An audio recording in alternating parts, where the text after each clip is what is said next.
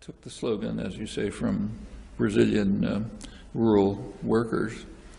I used it in a slightly different sense than theirs, but not totally. What they meant is, look, we're living in a cage. It's a this is during the dictatorship, very harsh circumstances. The landowners and military forces, very violent. These are extremely repressed people. So we're living in a cage, but there are things we can do to expand the floor of the cage. That's what they were doing when they were trying to form rural unions, farm workers unions, and so on. I borrowed it in a slightly different context. It was in the context of anarchist critiques of relying on state power to improve and protect circumstances of working people, the poor, vulnerable populations, women, children, and so on. And my feeling is you should support those.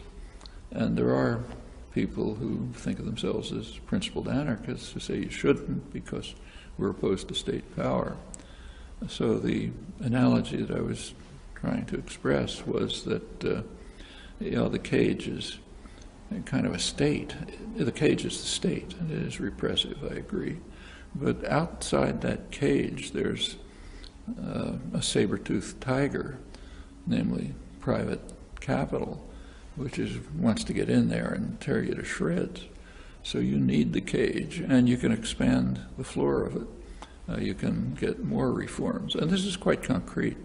So things like safety and health reforms, or inspectors for mines where horrible accidents take place all the time, or a National Labor Relations Board intervention to slightly improve the conditions under which union elections can take place, or social benefit problem, pensions, health care, and so on.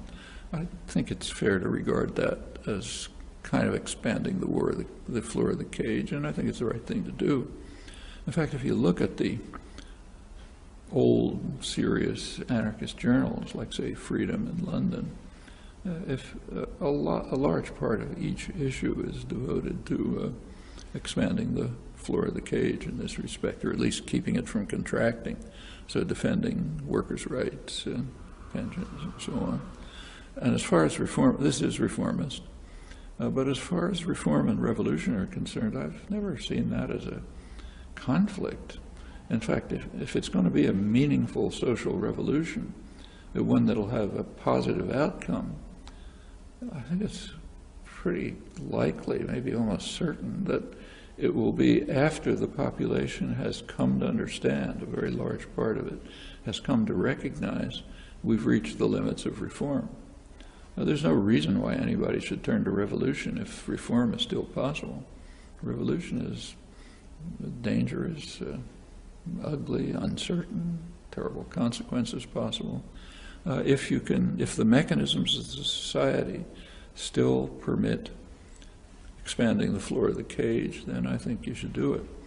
And only when resistance to reform is so strong that you just can't go any further, only then, and when that is recognized by people, will there be the basis for a revolution that has some hope for the future.